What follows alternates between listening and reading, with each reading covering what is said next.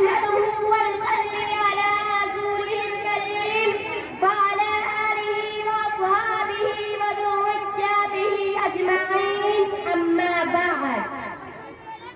آج کے اس سالانہ انعامی مقابلے میں میری تقریر کا عنوان ہے خواتین اور تعلیم.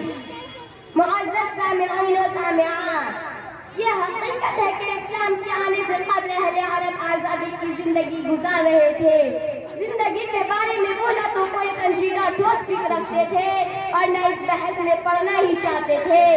ان کی ساری جدوجہد اس مادی دنیا اور اس کی آسائشوں کے لیے وقت تھی. وہ اس کا تصور بھی نہیں کرتے تھے کہ اس دنیا سے پیچھے بھی کچھ حقیقت ہیں. اسلام نے ان کے سامنے زندگی کا ایک ایسا فلسفہ پیش کیا جس میں اخلاقی پابندیاں تھی، جائز و ناجائز اور حرام و حلال کے ضابطے تھے، عذاب و ثواب اور جنت و دوزخ کا تصور تھا، خدا اور اس کے رسول کا اقرار اور ان کی فرما برداری کی تعلیم. اس فلسفہ کو آہستہ آہستہ جب وہ قبول کرنے لگے تو اسلام نے اس کی بنیاد پر ایک معاشرہ کی تعمیر شروع کر. سامعین و سامعات، اسلام نے خواتین کو بڑی اہمیت دی ہے. قرآن کریم میں متعدد مقامات پر مردوں کی اہمیت کے ساتھ عورتوں کی عظمت کا بھی ذکر کیا گیا ہے. مثلاً عورتوں کو پیدائشی اعتبار سے مردوں کے ساتھ رکھا گیا ہے. ارشاد باری تعالیٰ ہے، سبحان الذی خلق الازواج کلها مما تنبت الارض ومن انفسهم ومما لا يعلمون.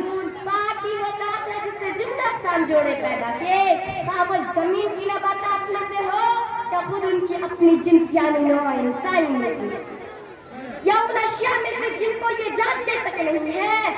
معزز حاضرین و حضرات، تعلیم کے حصول کے سلسلے میں اسلام نے مرد و عورت کے درمیان کسی طرح کوئی تفصیل نہیں کی ہے. چنانچہ قرآن و حدیث میں جہاں لوگوں کو علم حاصل کرنے کی طرف رغبت دلائی گئی ہے، کہیں مرد و عورت کے درمیان تعلیم کے تعلق سے کوئی فرق نہیں کیا گیا ہے. ارشاد باری تعالیٰ ہے، الرحمن علم القرآن خلق الانسان علمہ البیان.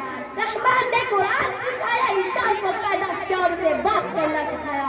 صحابیات، تعلیم کی اہمیت و عظمت کے پیش نظر مختلف علم و فنون کے حصول میں خود دلچسپی لیتی تھی. علم و فنون میں صحابیات نے جو مقام حاصل کیا، اس سے اندازہ ہوتا ہے کہ اگر عورتوں کو لکھنے پڑھنے کی ممانعت ہوتی تو صحابیات کا علم و فضل میں اتنا بلند مقام نہ ہوتا. اور صرف یہی نہیں کہ احکام شرعیہ اور دینی روایت میں صحابیات کو درک حاصل تھا، بلکہ شاعری کے کچھ جراحت جیسے علوم و فنون پر صحابیات بہت تھا. میرے اسلامی بھائیوں اور بہنوں، کریم المروسیال میں حدیث کی اتنی ماہر خاتون تھی کہ ان کے شاگردوں میں خطیب بغدادی اور الحمدی جیسے لوگ شامل ہیں. ان کے علاوہ محدثات میں ام الخالق جوارہ بنت احمد، عائشہ بنت الہادی اور بنت العرب مشہور نام ہے، جن کی خدمات میں علم حدیث کے علم میں روشن ہے. امت الواحد بن قاضی حسین فقہ شافعی کی ماہر تھی اور قرآن کی کہنے زبان میں عظمت تھا. حضرات محفل، مختلف علوم و فنون میں خواتین کی جو خدمات رہی ہے وہ ناقابل فراموش ہے. ان کی خدمات سے واضح ہوتا ہے کہ خواتین تعلیم فقہ کے میدان میں مردوں سے پیچھے نہیں تھی. حضرات مجلس، رسول اکرم صلی اللہ علیہ وسلم کے دور مبارک کا ذکر ہے کہ عورتوں کے اندر احکام دین معلوم کرنے کی ایسی طرف پیدا ہو گئی تھی کہ وہ شب و روز اس کے لیے بے چین رہتی تھی اور اس طرح سے جستجو میں جو دشواریاں پیش آئیں وہ ان کو مایوس یا گزر نہ کرتا. محترم سامعین و سامعات، تعلیم مہذب انسان کی دائمی ضرورت ہے. یعنی تعلیم کے بغیر تہذیب کا چراغ روشن نہیں رکھا جا سکتا.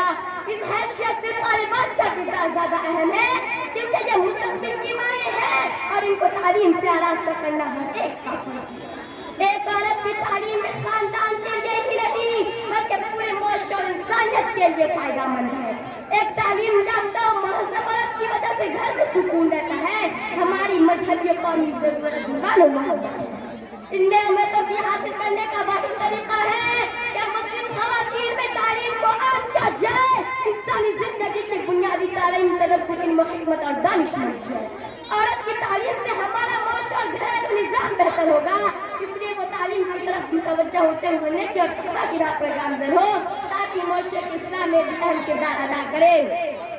تعلیم دخترا میں نہایت اصول ہو، تعلیم دخترا میں نہایت اصول ہو، ماں کی لوریوں میں بھی موزے بھول ہو، ایک گھوٹ دودھ میں بھی ذکر رسول ہو، ایک گھوٹ دودھ میں بھی ذکر رسول ہو، ایمان کی عجیب حلاوت حصول ہو، مائیں ہماری آج خدیجہ صفات ہو، مائیں ہماری آج خدیجہ صفات ہو، پھر فاطمہ صفات ہماری بنات ہو۔ وآخر دعوانا الحمد لله رب العالمين والسلام عليكم۔